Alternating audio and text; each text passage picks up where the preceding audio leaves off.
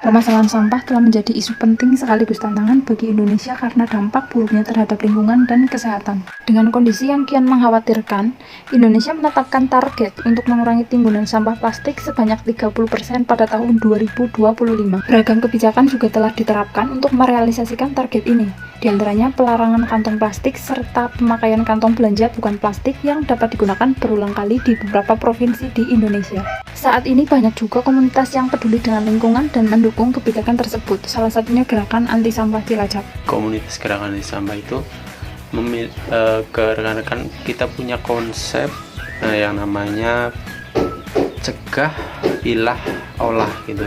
Nah, di cegahnya itu banyaklah saat kita membeli makanan pasti ada penjual yang menawarkan, Mas mau pakai sedotan enggak, atau mau pakai kantong plastik enggak gitu kan.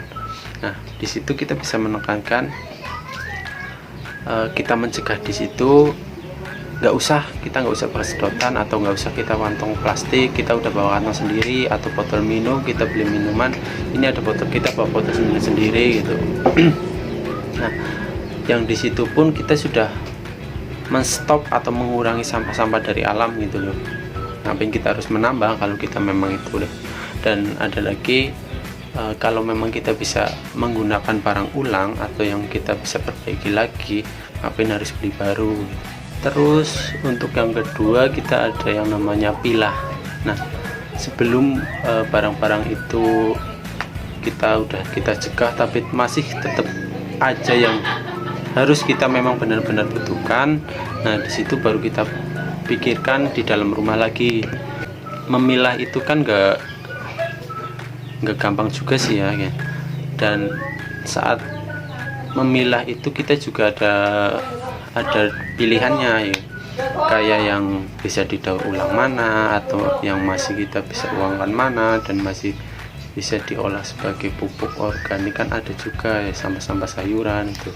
Terkait olah, hampir kan 40% sampah yang menumpuk di TPA kita, TPA Triti Laur itu mayoritas itu sampah organik.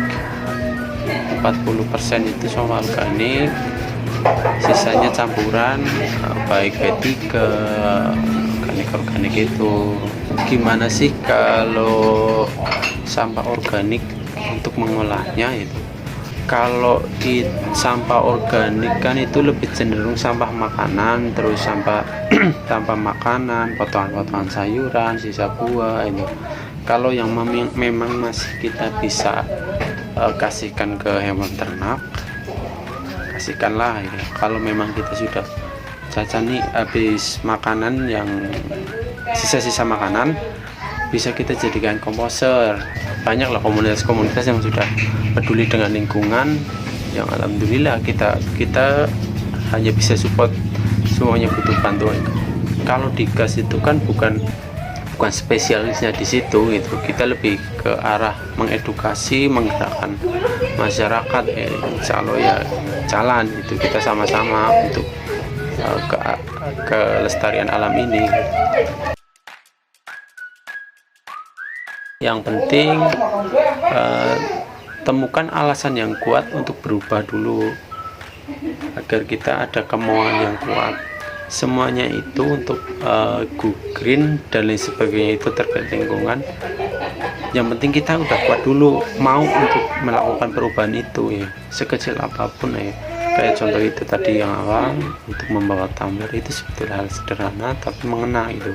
Atau menolak sedotan atau plastik itu di minimarket atau di toko-toko minuman itu juga udah mengena ke sana gitu. Yang penting temukan perubahan dulu dalam dirimu untuk merubah semuanya, untuk menjadi perubahan yang lebih baik gitu.